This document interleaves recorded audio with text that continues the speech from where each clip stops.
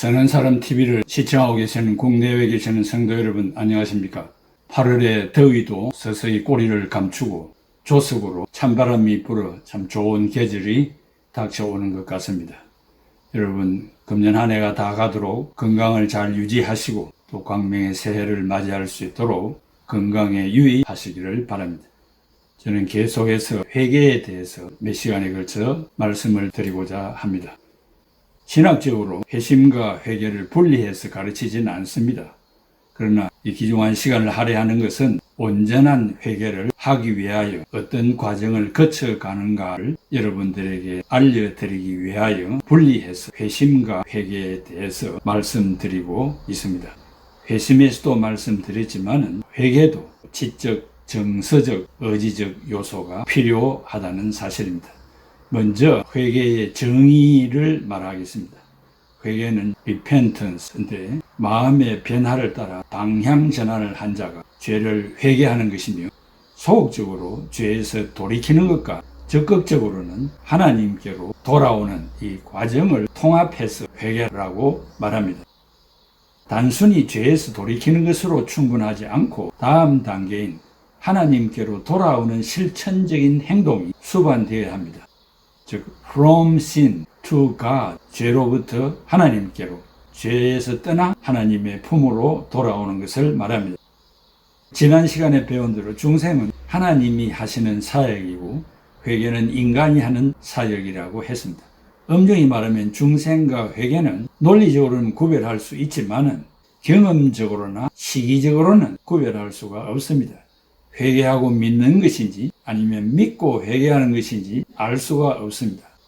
내용적인 측면에서 중생은 신적인 측면, 즉 무의식적으로 오는 것입니다. 중생의 그 과정을 사람은 인지할 수 없다는 측면이고 회개는 인간적인 측면, 즉 의식적, 알고 하는 것입니다. 인간적인 측면을 강조합니다. 회개는 과거 지향적이지만 중생과 신앙은 미래 지향적입니다. 구약의 회개라는 말은 히브리 말로 나함, 영어로 repentance. 이것은 죄에 대한 애통, 죄에 대한 슬픔을 말하는 개념이 있습니다. 창세기 6장 6, 7절에 하나님께서 땅 위에 사람 지으심을 한탄하셨다고 했습니다. 여기서 한탄하다, 히브리 말로 나함, 회개라는 말을 썼습니다. 이것은 킹 제임스 버전에만 repented, repentance를 썼습니다. New American Standard Bible에는 sorry, 미안하다는 것입니다. NIV, New International Version에는 grieved, 슬퍼했다는 말을 이렇게 여러 가지 단어로 번역을 했는데 특별히 킹 제임스 버전은 repented, repentance로 회개하다로 번역하고 있습니다. 이 말은 오해하기 쉬운데 하나님이 사람을 지으심을 회개했다는 말이 아니고 사람의 악한 모습을 보고 가슴이 아프고 슬퍼했다는 내용입니다. 도대체 회개자에게 나타나는 세 가지 지적, 정서적, 의지적 요소입니다.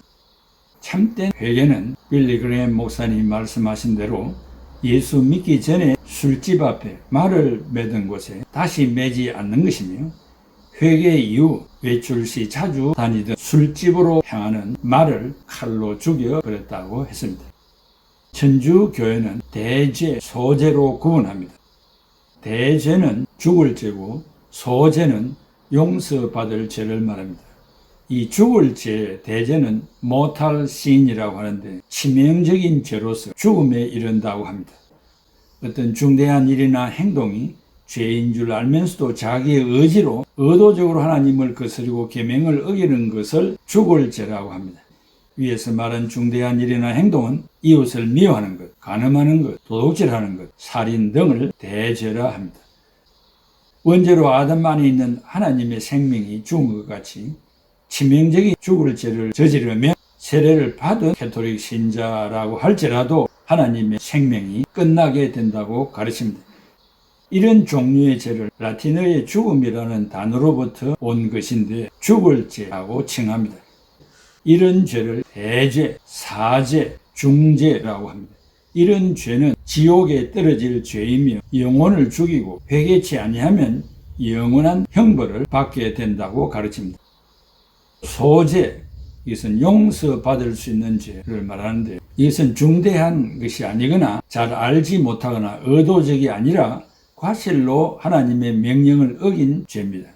기도하면서 정신이 흐트러진 것, 작은 도둑질, 나태함, 악의가 없는 거짓말, 작은 일에 사랑이나 관용이 부족한 것 등을 소재라 말합니다.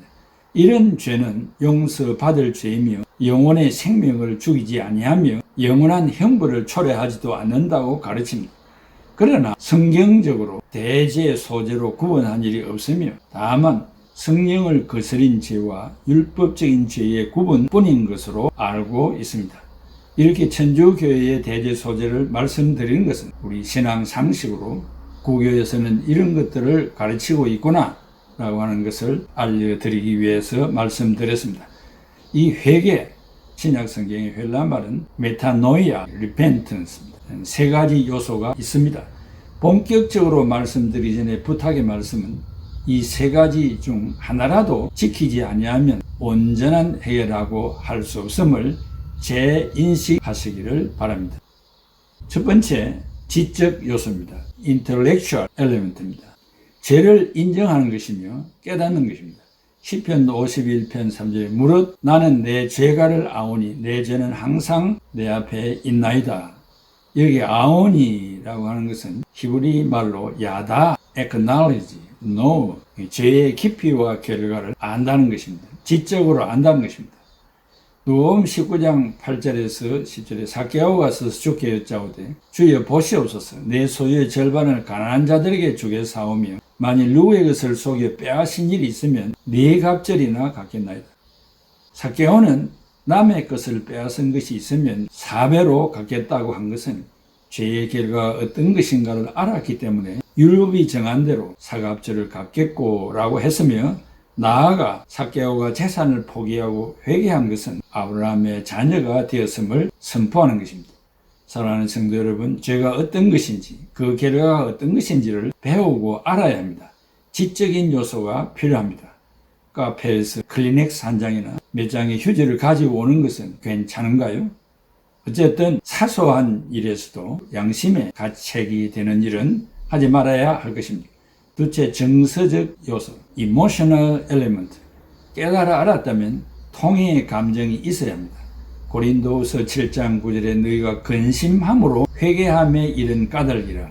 이게 근심하게 된 것, 이 헬라말로 repair, were grieved, sorrowful이라고 했습니다. 진정한 회개는 정서적 요소가 없을 수 없습니다. 그리하여 눈물과 마음 아픔과 뼈를 깎는 고통과 후회를 당하게 됩니다. 바울은 고린도 교회 성도들의 참된 회개의 모습을 보고 기뻐했습니다. 우리들도 죄에 대한 애통이 있어서 눈이 퉁퉁 붓도록 울어야 할 것입니다. 그렇다고 이것만으로 다 된 것이 아니라 죄를 정리하는 의지적인 결단에 돌입해야 합니다. 내일로 미루거나 남에게 탓을 하여서는 안 되며 본질에서 벗어난 일에 시간과 정열을 소모하지 말고 빨리 셋째 단계로 돌입하여야 할 것입니다. 셋째, 의지적인 요소입니다. willing element. 돌이키는 결단을 말하는데 탕자가 잘못을 깨닫고 아버지께로 돌아오니 받아주셨습니다. 누가복음 15장 17절에 스스로 돌이켜라고 했습니다. 자신의 비참한 상태를 감지했다는 것입니다. 그리고 돌이켰다는 말은 영어로 he came to himself, 그 자신에게로 돌아갔습니다. 그래서 뻘떡 일어나 아버지께로 돌아가는 행동을 개시했습니다. 또한 다른 비유에서도 마태복음 21장 28절에서 31절에 어떤 사람에게 두 아들이 있는데 맏아들에게 이르되 오늘 포도원에 가서 일하라고 했는데 예 라고 대답은 하고 가지 않았고, 둘째 아들에게도 일하라고 했는데 싫다고 하였는데 후에 뉘우치고 갔다고 했습니다.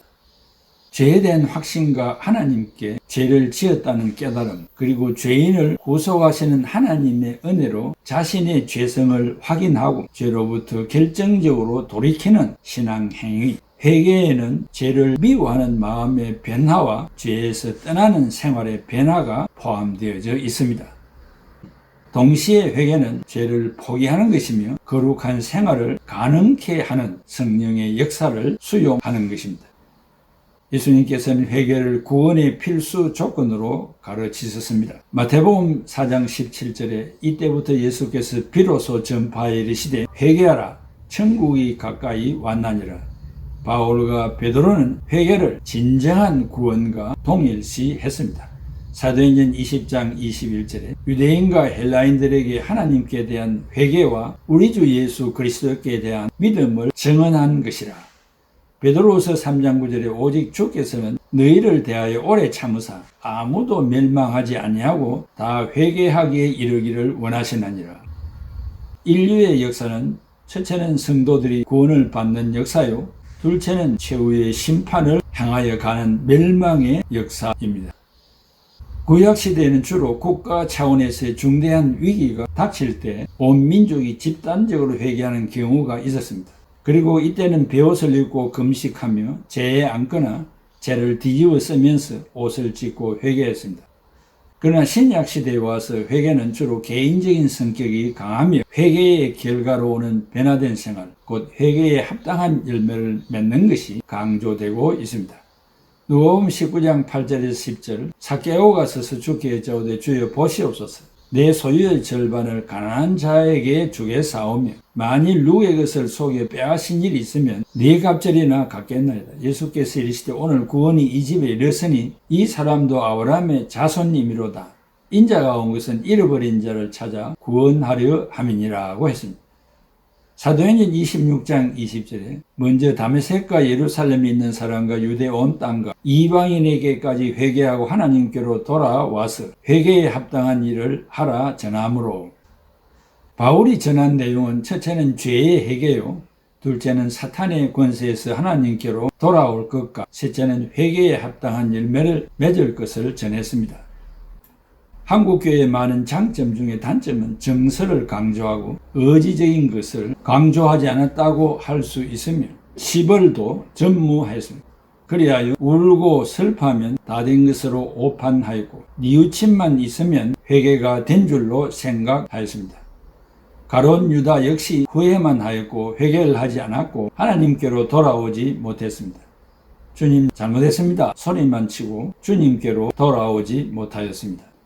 성도 여러분, 혹한 이 세 가지 중에 하나라도 빠진 것이 있다면 지금이라도 챙겨서 회개하는 시간이 되기를 바랍니다.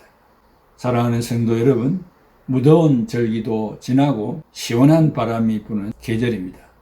우리의 신앙도 다시 한번 뒤돌아 볼 수 있는 기회가 되면 좋겠습니다.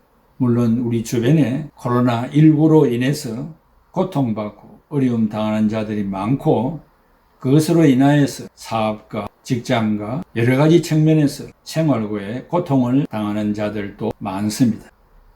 세상에서 일어나는 희비가 엇갈리는 이 수많은 사역들이 저절로 왔다가 가는 것이 아니라 하나님이 계획하시는 바가 다 있을 줄로 생각합니다.